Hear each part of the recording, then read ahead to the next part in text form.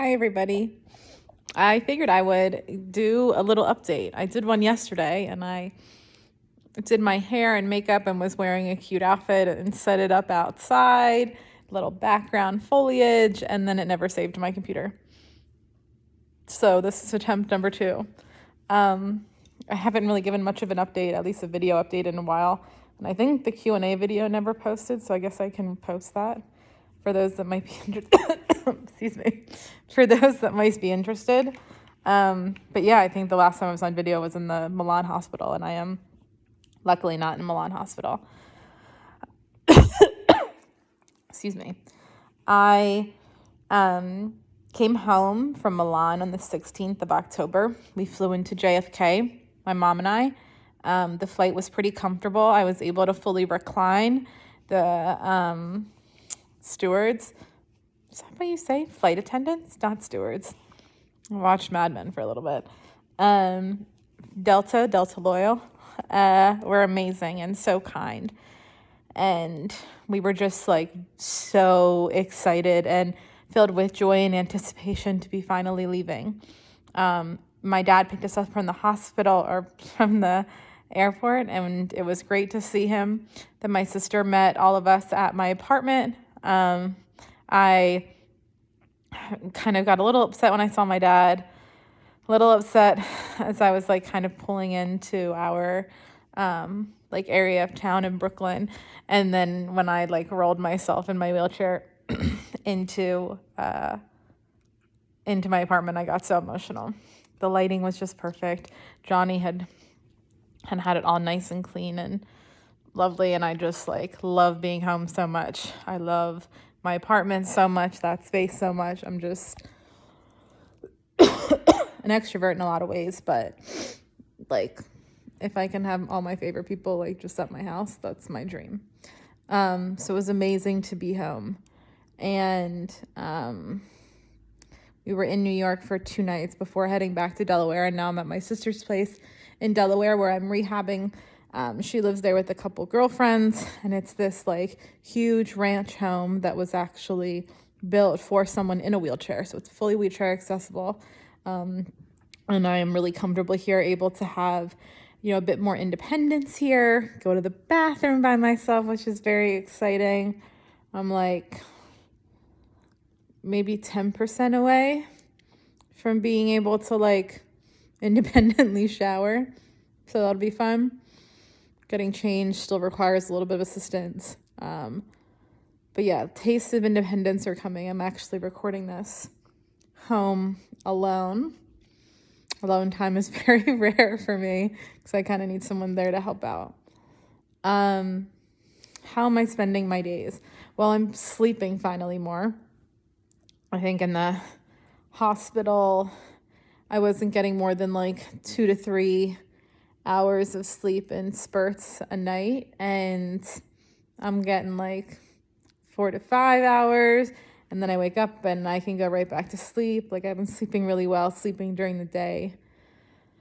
I didn't have any American television, obviously, in Milan. Very limited American television. Didn't really have the appetite for television. So being able to like catch up on my shows and all that. House of Dragons was amazing. And like a lot of Bravo. Reading. I have a few books that I'm kind of rotating between. Listening to some podcasts. Enjoying the Huberman Lab. Spending time with my sister and her roommates. There's usually always someone home. Maybe they aren't kind of, if they're like in between calls and stuff, they'll hang out. I'm feeling pretty good. Pain is relatively well managed. It's more just discomfort and just desire to kind of move around and be a little bit more independent, or move around a little bit more in bed, or kind of curl up on a couch in a certain way that would be like really comfortable.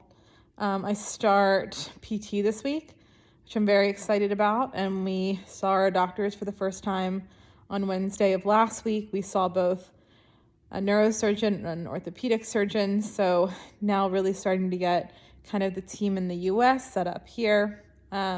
Generally, a lot of really good news. Neuro seems to think that I'm healing well, that they would have done the same thing that the Milan doctors would have done. And I'm really just continuing to wear this brace and rest.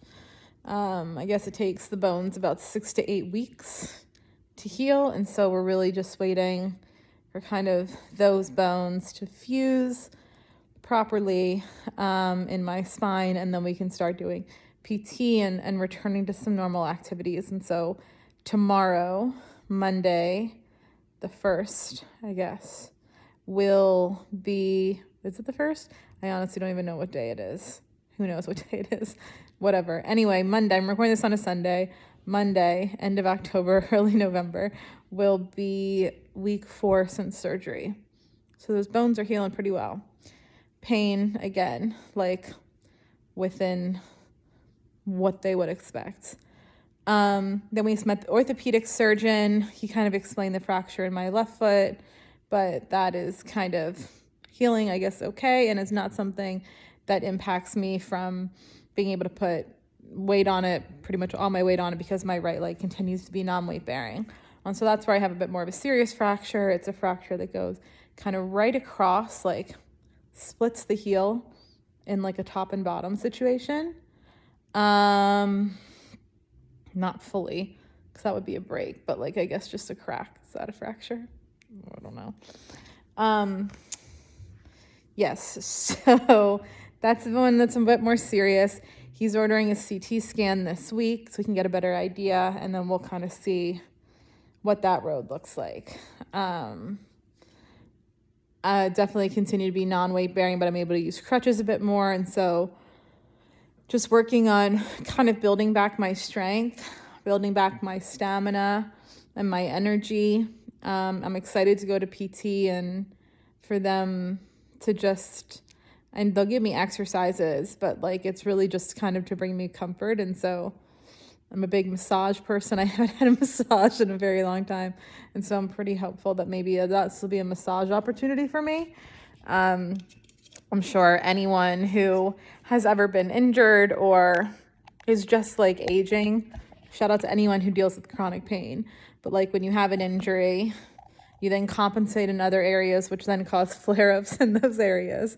And so because I can't use my right leg at all, there's definitely like strain from the walker even, and like some of the crutches even, and just how I move over in bed, and my right shoulder. And then like for some reason there's like some weird thing in my left elbow, and so I just want them to do hot, cold, stim, all the therapies, and then I guess give me exercises or whatever. But yeah, so ortho is still kind of TBD, but he's hopeful that my right foot will be able to just heal with rest, and they wouldn't need to like have surgery and re-break the bone and then do it. But still spending a lot of time resting, spending a lot of time sleeping, spending a lot of time like on the phone with these GD insurance people and disability and the doctors in Milan and the doctors in New York and prior authorizations.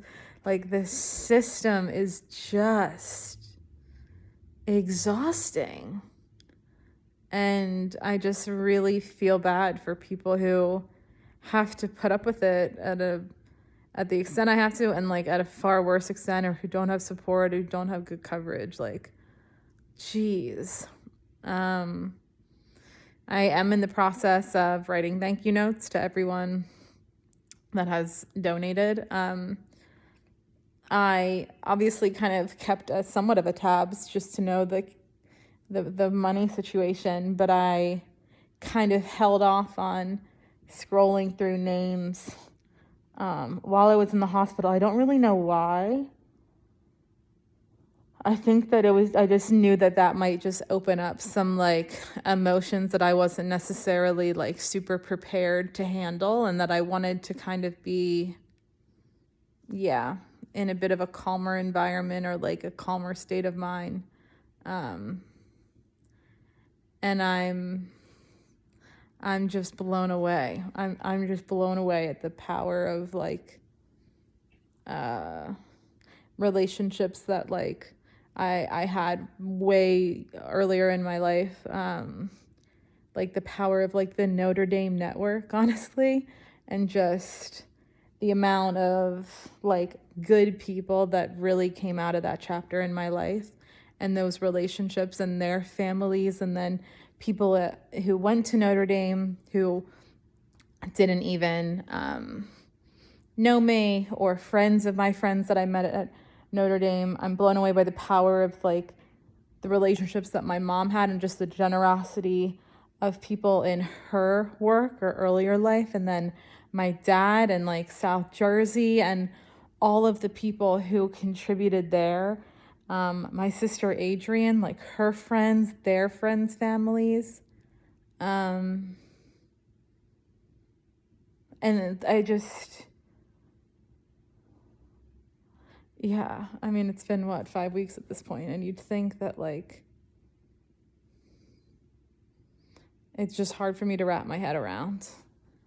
And I think that it definitely now in dealing with just insurance and all of that, like we would have figured out a way. Like we would have just borrowed money from a ton of people. So we would have figured out a way, but it would have been so stressful. And like the generosity of every single person removed such an element of stress, where, you know, so much of what we had to pay out of pocket in Italy, we had to pay the full bill at both hospitals. Everything was kind of like point of sale, pretty much. We had to pay out of pocket, and a really large portion of that was covered by GoFundMe. And so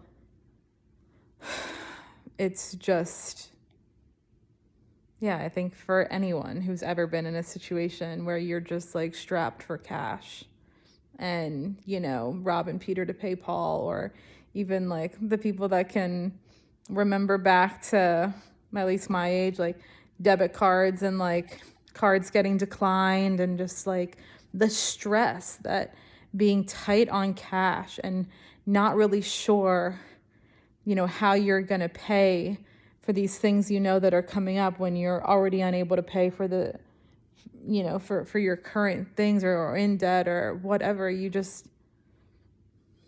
it can become like the most dominating thing in the world.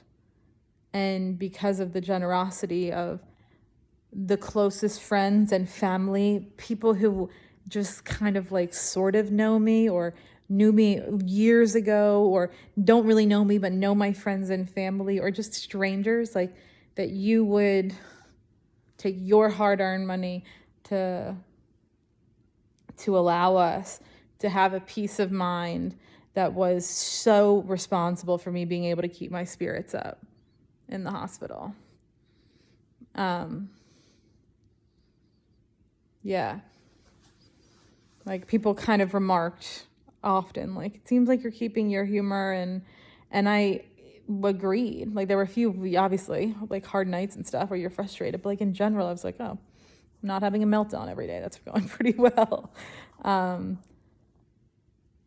Yeah, I mean, I think that one, the generosity allowed me to even have space to entertain humor and lightness. And then two, just the prayers, the well wishes, like the number of people who were just wishing me well.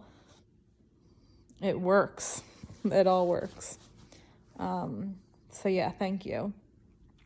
Deeply, deeply, deeply.